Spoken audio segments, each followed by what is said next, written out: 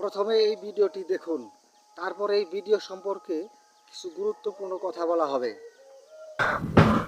Sir, আপনি যদি মডেলের নাম করে বইটা দিলেন, আমার জামাই তো কত বড়, কিন্তু আমি তো মডেল হই নাই।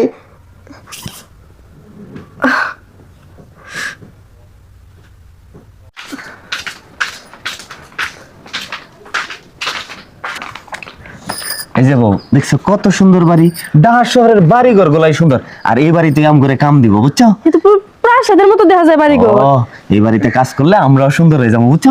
তাহলে চলো যাই আমরা। মেলা বড় বাড়ি, কত অনেক বড়। বড় বাড়ি, সুন্দর ঝকঝকা। মানুষজন তো দেখতে। আসসালামু আলাইকুম। ওয়ালাইকুম সালাম। আমরা আইছি কিশোরগঞ্জ থেকে। কিশোরগঞ্জ থেকে? জি, ওই যে আমাদের কাজের জন্য বলছে, এই সাহেবের সাথে কথা হয়েছে। সাহেব কোথায়? ও ও মামার সাথে কথা হয়েছে? হ্যাঁ আছে, তারা একটু বাইরে গেছে, এখন বাসায় আমি একলাই আছি। দুইজনে একলাই কাছে আইছো? জি সাহেব, আমরা স্বামী স্ত্রী। না না, ঠিক আছে, স্বামী স্ত্রী না, ভালোই বানাইছে। আচ্ছা বহ, তুমি রুমটা দেখা দিই, তোমরা রুমে অপেক্ষা করতে থাকো, মামা আহো। আচ্ছা ঠিক আছে সাহেব। আহ। আহো আহো বউ আহো।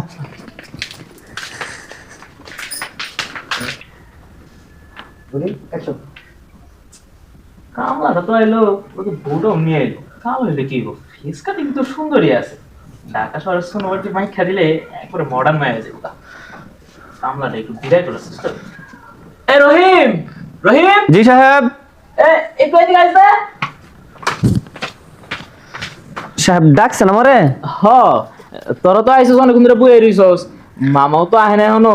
কটা বাজার ঘাট করা লাগে, এক কাম কর, যাই কটা বাজার করে নিয়ে আয়। আচ্ছা সাহেব, কোনো সমস্যা নাই। বাজার চিনবি তো? চিনা লাগবো কে, আমার অভ্যাস আছে মানুষের জিগায় জিগায় বাজারে যামুগা। এ মামা এবার একটা পাক্কা একটা লোক আনছে, সব বুঝে। এনে নে দিলাম, তুই তোর মতন করে সবকিছু কিনে নিয়ে শাকসবজি বেশি আনিস। আচ্ছা সাহেব, তাহলে আমি গেলাম। হ যা, বাড়ি চিনবি না আবার? বাড়ি চিনমু সাহেব, আচ্ছা, চিনমু তাহলে- নাকে।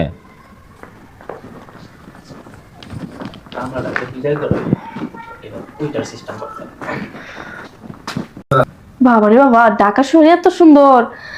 আমার খুব শখ আছে না, আমি ঢাকা শহর আব্বু আর ছোট ছোট জামা কাপড় পরে ঘুরবো। সত্যি ঢাকা শহর কত সুন্দর।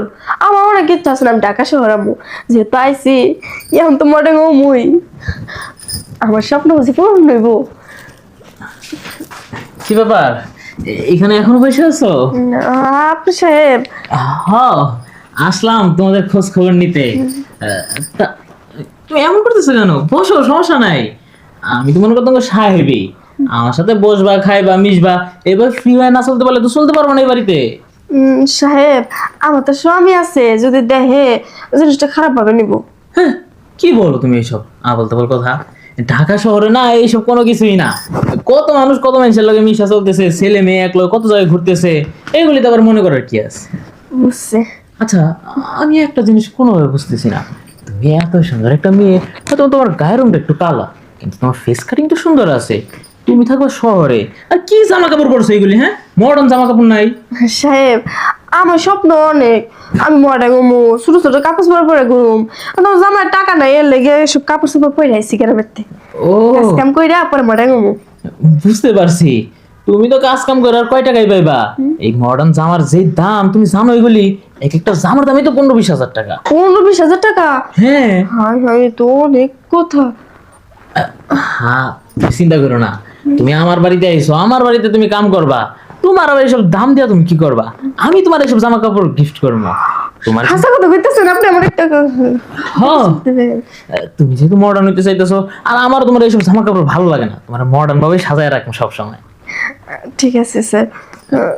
খালি কি মডার্ন কি জামা কাপড় হইলে হইব, ভিতর থেকেও তো মডার্ন হইতে হইব। তুমি তো এমন কেমন জানি খেত খেত রয়ে গেছো গা। ভিতরে মডেল, ওইটা আবার কেমন হয়? ও, এগুলিও বুঝো না? না, তোমার সব একেবারে বুঝাই দিতে হইব। বুঝতে পারছি, তুমি চিন্তা করো না, তোমার সব একবার আমি বুঝাই দিতেছি। কিন্তু আমি তোমার যা যা কই ওই মতন চইলো, তাইলে তুমি মডার্ন হইতে পারবা। আচ্ছা স্যার, ঠিক আছে, আমার মডেল আসো, ওইটাই আমি চাই। আমার জামাই তো এত টাকা নাই, ও পারবো না। আচ্ছা, আপনি যা করবেন আমি তাই শুনুন। আচ্ছা, মডার্ন হইতে গেলে আগে না একটু শুইতে হয়। এই কাপড়গুলো একটু ফালাও তো দেখি। এটা আপনি কি আরে তোমার জামার মাপ নিতেছি আমি, দেখি তোমার সাইজ কোনটা লাগবে, বুঝতে পারছো? জামার মাপ নেবেন? হ্যাঁ, আরে রাখো, লজ্জার কিছু নাই। দেখো না ঢাকা শহরের মায়েরা কিভাবে চলে, ওরা কি সব লজ্জা করে? সাহেব, আমার লজ্জা না, আমার ডর লাগতেছে যদি আমার জামাই পরে। আরে আসবো না, এখন তুমি শুয়ে পড়ো। শুয়ে আরে পড়ুন। মডার্ন বানানোর আসল কাজটা আমি কইরা দিই। আমার ভয় ভয় লাগতেছে, না জানি আমার সংসার ব্যারাস্ট হয়ে যায়। আরে কিচ্ছু হইবো না, তুমি শুধু মুখটা বন্ধ রেখো, হ্যাঁ? আমি তোমার মডার্ন বানাই দিতেছি। স্যার, আপনি যদি মডেলের নাম করে বইরা দিলেন, আমার জামাই তো কত পরে, কিন্তু আমি তো মডেল করি নাই।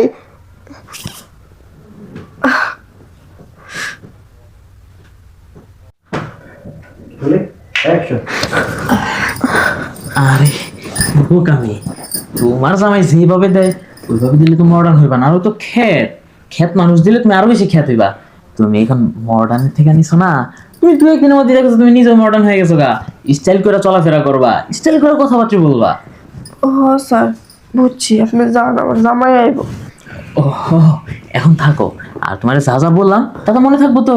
হমন থাকবো। তোমারে আমি জামা কাপড় কেনার ব্যবস্থা করে দিতেছি, তোমারে মার্কেটে নিয়ে যাবো, যা যা পছন্দ করবা তাই তাই কিনা দিব তোমারে। আচ্ছা, ওই যে আইতেছে স্যার, যান আচ্ছা না। আমি যাই, তুমি বসে থাকো। কাজে লাগলো। সত্যি কি মডেল হবো নাকি ফাও কথা কয়ে দিয়ে গেল? যাকে জামাই না বুঝতে দিলে হয়েছে।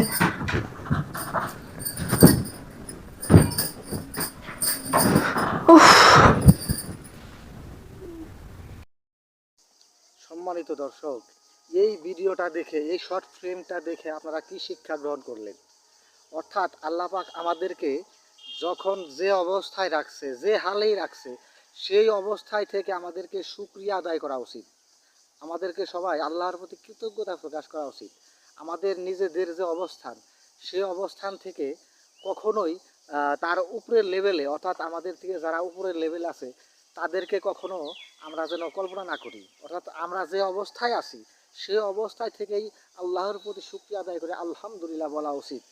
আমাদের এই নাটকটি যদিও একটু প্রথম দিকে খারাপ শট আছে, তারপরেও এখানে কিছু শিক্ষণীয় ঘটনা আছে। গ্রামের থেকে একটা মেয়ে যখন শহরে আসে, শহরে এসে যখন মডেল হতে চায়, অর্থাৎ নায়িকা হতে চায়, এই ফাঁদে পড়ে, ওই নায়িকা হওয়ার ফাঁদে পড়ে, বড়লোক হওয়ার ফাঁদে পড়ে, দামি কাপড় চোপড় জামা কাপড় পরার ফাঁদে পড়ে অনেক মা বোন, অনেক বোনেরা, অনেক নারী তাদের ইজ্জত সম্ভব সব হারিয়ে ফেলে এই লোভে পড়ে। অর্থাৎ লোভ জিনিসটা খুবই খারাপ। আপনি যদি লোভে পড়ে আপনার নিজের ইজ্জত সম্মান রক্ষা না করতে পারেন, তাহলে ওই লোভ কখনো করবেন না। অতিরিক্ত লোভ মানুষের জন্য কখনো কল্যাণ বয়ে আনতে পারে না, মানুষের জন্য কখনো মঙ্গল বয়ে আনতে পারে না। কাজে এখন আমরা সকলেই আমাদের লোভ পরিহার করি এবং এই নাটক থেকে শিক্ষা গ্রহণ করি। আল্লাহ আমাদেরকে যে অবস্থায় রাখছে, যে হালে রাখছে, আলহামদুলিল্লাহ বলি এবং আল্লাহর দরবারে লাখো কোটি শুকরিয়া আদায় করি। আমরা যেন কোনো ভুল পথে, অর্থাৎ আমরা বড়লোক হব, আমাদের নামি দামি ড্রেস পরব, মডেলিং হব, নায়িকা হব, টিকটকে ভাইরাল হব, ফেসবুকে ভাইরাল হব, এই ধরনের নেশায় পড়ে আমাদের বাংলার অনেক নারী, আমাদের বোন, তারা তাদের ইজ্জতটাকে খোয়া দিতেছে, তারা তাদের ইজ্জতটা হারিয়ে ফেলতেছে।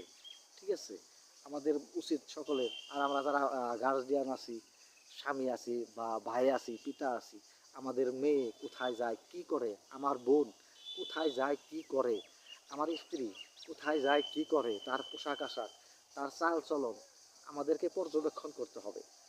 আমাদেরকে পর্যবেক্ষণ করতে হবে, তাদেরকে চাল চলন ভালোভাবে অবজার্ভ করতে হবে। তাহলে আমাদের মা বোনকে সেভে রাখতে পারবো। এই যে দেখুন একটি চক্র, একটি ভাই কি কাজটা করলো প্রলোভন দেখিয়ে। এই ঘটনাটা ঘটছে কিন্তু একমাত্র লোভের কারণে। এই লোভটা যদি ওই মেয়ের মধ্যে না থাকতো তাহলে কিন্তু মেয়েটির সর্বনাশ হতো না। ঠিক আছে, স্বামী দুর্বল, স্বামী আর্থিকভাবে অভাব অনটনে আছে, আর্থিকভাবে কিছুটা দুর্বল। ঠিক আছে, এই কারণে মেয়েটার মনে একটা সন্দেহ, মনে একটা আগ্রহ, উমুকের স্বামী এত ভালো ভালো ভালো দামি দামি কাপড় চোপড় কিনে দেয় তার ওয়াইফকে, উমুক এত সুন্দর সুন্দর ড্রেস পরে, আমি কেন পরতে পারি না, উমুকের স্বামী উমুকের হাজব্যান্ড এত সুন্দর, আমার স্বামী কেন এত ব্যস্তবা দেখতে। এই ধরনের প্রবণতা গ্রামগঞ্জে বিশেষ করে বেশি হয়, যে আমিও ভাইরাল হব, আমিও সুন্দর ড্রেস পরবো, আমিও বড় গাড়িতে চড়বো, আমিও বাড়ি গাড়ি করবো। এই যে এই লোভটা, এই লোভটা খুবই খারাপ জিনিস। আর এই লোভের কারণে হাজার হাজার মেয়ে তাদের ইজ্জত হারাচ্ছে, হাজার হাজার পরিবার ধ্বংস হয়ে যাচ্ছে। এই প্রক্রিয়ার কারণেই আজকাল সংসারে অশান্তি লেগে থাকে। ঠিক আছে, পরবর্তীতে ভিডিও দেখা হবে ইনশাল্লাহ। আজকের ভিডিওটি কেমন হয়েছে অবশ্যই ভিডিওতে লাইক দিবেন, কমেন্ট করে জানাবেন এবং চ্যানেলটি সবাই সাবস্ক্রাইব করে আমাদের পাশেই থাকবেন। ধন্যবাদ সবাইকে, আসসালামু আলাইকুম।